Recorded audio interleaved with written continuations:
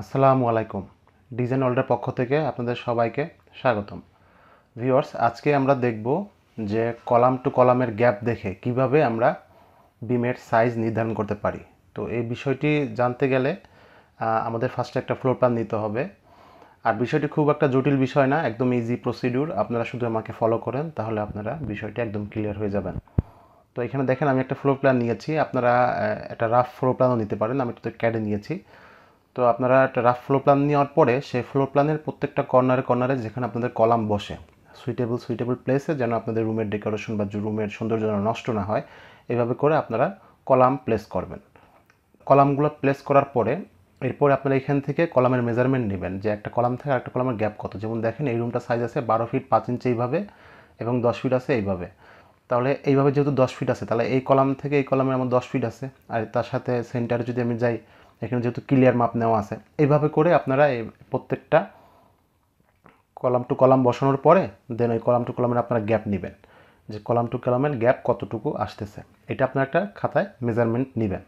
নিলে তখন আপনারা এইভাবে একটা দেখেন এইভাবে একটা লেআউট পাবেন। হ্যাঁ, এইভাবে আপনারা একটা লেআউট পাবেন। এই লেআউটের মধ্যে দেখেন এইখানে এই যে এখানেও ঠিক কলাম প্লেস করা আছে, ওই ওই ওই ফ্লোর প্ল্যানেরই আর কি অ্যাকর্ডিং টু করা। এটা দেখেন এখানে কলাম টু কলামের গ্যাপ কত আছে। এইখানে এই কলাম থেকে এই কলামের গ্যাপ আছে 9 ফিট 10 ইঞ্চি। এই কলাম থেকে এই কলামের গ্যাপ আছে 10 ফিট 3 ইঞ্চি। এই কলাম থেকে এই কলামের গ্যাপ আছে 9 ফিট 10 ইঞ্চি। এই প্রত্যেকটা যে দাগ দেখতেছেন, এগুলো হলো কি গ্রিড লাইন। একটা গ্রিড থেকে আর একটা গ্রিডের দূরত্ব কতটুকু, সেটা আর কি এখানে বোঝানো হয়েছে। তো দেখেন এইখানে এই গ্রিড থেকে এই গ্রিডের দূরত্ব কত।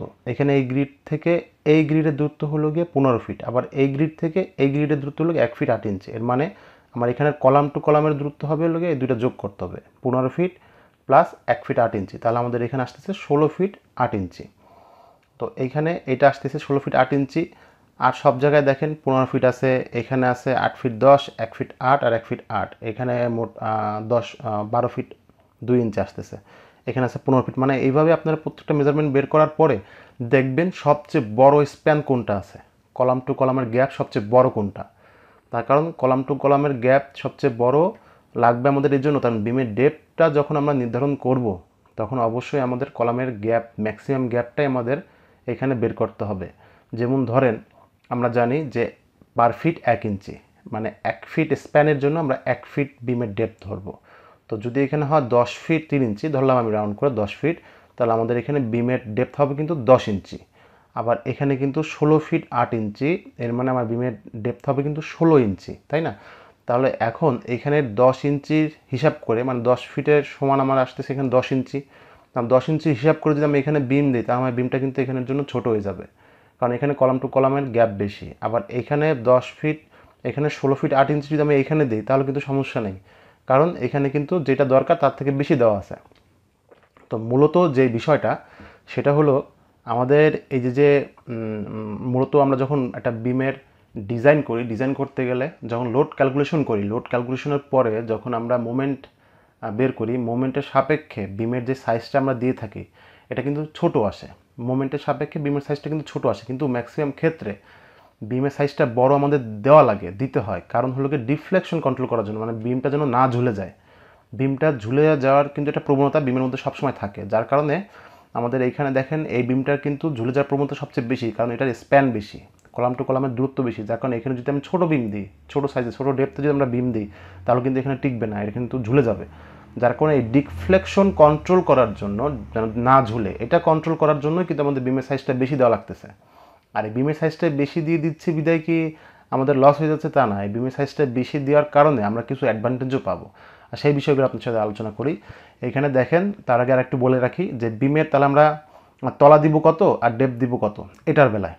এটার বেলায় আমাদের এখানে 16 ফিট 8 ইঞ্চি সবচেয়ে বেশি দূরত্ব। তাহলে আমরা এখানে একটা জানি কি যে বিমের তলাটা আর বিমের হলো হাইটটা কত হবে। বিমের তলাটা সাধারণত আমরা 10 ইঞ্চি বা 12 ইঞ্চি পর্যন্ত দিয়ে থাকি। সাধারণত আমরা 10 ইঞ্চি দিই, 4 তলা 5 তলার বেশি হয়ে গেলে তখন আমরা 12 ইঞ্চি দিয়ে থাকি। আর যেখানে আমরা আর্টকুইকের ডিজাইন করি সেখানেও কিন্তু 12 ইঞ্চি চলে আসে। তো সাধারণত 1 তলা 2 তলা 3 তলা 4 তলার জন্য 10 ইঞ্চির বেশি আসে না। তো আমরা 10 ইঞ্চি ধরি, তলাটা তাহলে আমি পেয়ে গেলাম, তলাটা আমার হবে এখানে 10 ইঞ্চি। আর আমার এখানে ডেপথ কত হবে, ডেপথ আমরা এখন বের করব। সেটা হলো কি আমার এখানে 16 ফিট 8 ইঞ্চি আছে, তো আমি এখানে কিন্তু 17 ফিট দিতে পারবো না। আমরা সচরাচর বিমের যে ডেপথ দিয়ে থাকি সেটারও একটা রাউন্ড ফিগার আছে, যেমন দেখেন এখানে 12 ইঞ্চি হইতে পারে, 15 ইঞ্চি হইতে পারে, 18 ইঞ্চি, মানে 3 করে বেশি। 12 ইঞ্চি যদি আমাদের না হয় তাহলে সেক্ষেত্রে আমরা 15 ইঞ্চি দিই, 15 ইঞ্চি যদি না হয় তাহলে আমরা 18 ইঞ্চি দিই, 18 ইঞ্চি না হয় আমরা 21 ইঞ্চি দিই, মানে এইভাবে 3 করে আমরা রাউন্ড আপ করি। তো যদি আমাদের হয় 13 ফিট তাহলে কিন্তু আমাদের এখানে 13 ইঞ্চি বিম, 13 ইঞ্চিতে বিম হবে না, বিম যদি আমাদের 15 ফিট। যদি আমাদের এখানে হয় 16 ফিট বিম, তাহলে আমাদের এখানে 16 ইঞ্চি আমরা দিতে পারবো না, আমাদের দিতে হবে তখন এটা পরের যে রাউন্ডের যেই ফিগার আসে সেটা হলো 18 ইঞ্চি, তাহলে আমরা 18 ইঞ্চি দিতে হবে। 17 ইঞ্চি আসলেও 17 ফিট বনাম 17 ইঞ্চি, তাহলে আমাদের কিন্তু এখানে 17 ইঞ্চি দিতে পারবো না, আমাদের 18 ইঞ্চি দিতে হবে। 12 যদি কম হয়, 10 হয়, 11 হয়, তাহলেও আমাদের 12 দিতে হবে, কারণ ডিফ্লেকশন কন্ট্রোল করার জন্য আমাদের এই বিমের ডেপথটা দিতে হবে। তো এখানে দেখেন যদি আমাদের এখানে দেখেন 16 ফিট 8 ইঞ্চি, আমরা 17 ইঞ্চি দিব না, আমরা দেবো 18 ইঞ্চি, তাহলে আমি এখানে বিমের ডেপথ পেয়ে গেলাম 18 ইঞ্চি। তাহলে আমার এই বাড়িটার জন্য বিমের তলাটা হবে 10 ইঞ্চি আর ডেপথ হবে হলো আমাদের 18 ইঞ্চি, তাহলে 10/18 আমাদের বিম এখানে দিতে হবে। এখন মোমেন্টের কারণে আমাদের এখানে কিন্তু বিমের ডেপথটা আরও কম আসবে, আমি জানি সেটা 15 ইঞ্চিরও কম আসবে, কিন্তু আমি এখানে 18 ইঞ্চি দিয়ে দিচ্ছি কারণ আমার ডিফ্লেকশন কন্ট্রোল করার জন্য, যেন বিমটা না ঝুলে যায়। তাহলে এই ডিফ্লেকশন কন্ট্রোল করার জন্য যখন আমি দিচ্ছি তাহলে আমার তো কিছু অ্যাডভান্টেজ নিতে হবে। অ্যাডভান্টেজটা কি দেখেন, এখানে যখন আমরা বিমের সাইজটা বেশি নিব, আমাদের প্রয়োজন নাই, এখানে বিমের সাইজটা আসছে কম কিন্তু আমার ডিফ্লেকশন কন্ট্রোলের জন্য আমি বেশি নিচ্ছি, তাহলে আমি যে বেশি দিচ্ছি তাই এটা আমার একটু সুবিধা নিতে হবে। সুবিধাটা আমরা কী নেব, আমরা তখন কিন্তু বিমে কিন্তু আমরা তখন রডের পরিমাণটা কম দিতে পারবো, মানে আমাদের বিমের সাইজটা যদি বাড়ে, আমাদের যদি ঢালাইয়ের পরিমাণটা যদি বাড়ে, ঢালাই সাইজটা যদি বাড়ে, তাহলে কিন্তু আমরা রডের পরিমাণ কমাইতে পারি। আবার রডের পরিমাণ যদি আমাদের বাড়ে তাহলে কিন্তু আমরা ঢালাই সাইজটা কিন্তু কমাইতে পারি। তো এখানে যেহেতু আমি অলরেডি বিমের ডেপথ বেশি ধরে ফেলছি, মানে বিমের সাইজটা আমার বড় হয়ে গেছে, তাহলে আমার এখানে রড কমাইতে হবে। আর রড কমাইতে যদি আমি পারি তাহলে আরেকটা সুবিধা আছে, সেটা হলো আমাদের যে বিমটা সেটা হলো আমাদের আন্ডার রিইনফোর্সড বিম হবে, মানে বিমে আমরা রডের পরিমাণ কম দেবো। এই সম্পর্কিত একটা ভিডিও আমার অলরেডি দেওয়া আছে, আপনারা দেখে নিতে পারেন। তো আমি তারপরে একটু বলে রাখি, বিমে যদি আমরা রডের পরিমাণটা বেশি দেই তাহলে কিন্তু ওই রড বেশি লোড নিয়ে ফেলে তখন কি হবে, কংক্রিট কিন্তু ক্রাশ করে যাবে, মানে রডের সাথে তার পাশে পারবে না, সে তখন কিন্তু ঢালাইটাকে ক্রাশ করে দিবে। আবার আমরা যখন ঢালাই পরিমাণটা বাড়াবো আর রডের পরিমাণটা যখন কমাবো তখন কিন্তু ঢালাইটা আগে লোড নেবে, ওই ঢালাইটা লোড নিলে সেই ঢালাই কিন্তু লোড নিয়ে আপনার রড পর্যন্ত আসতে কিন্তু সময় লাগবে বা দেরি হবে, যার কারণে কিন্তু আমাদের রডটা আগে ফেল করবে না, আগে আমাদের ঢালাই ফেল করতে যাবে। তখন কিন্তু আমরা বিমের ভিতরে কিন্তু আমরা বিভিন্ন ক্র্যাক দেখতে পারবো, যে এই যে ক্র্যাক আসতেছে, ওই যে ক্র্যাক, ওই যে একটা ফাটল, এই যে একটা ফাটল, তখন দেখে কিন্তু আমরা বুঝতে পারবো যে এটা আর বসবাসযোগ্য নয়, আমাদের এখান থেকে নেমে যেতে হবে। তখন কিন্তু জানমাল নিয়ে আপনারা নেমে যেতে পারবেন। কিন্তু যখন এইখানে দেখেন বিমের ডেপথ, বিমের যখন আমরা রডের পরিমাণ কম দিব তখন আমাদের বিমটা আন্ডার রিইনফোর্স হয়ে গেল এবং আমরা সেফ থাকলাম।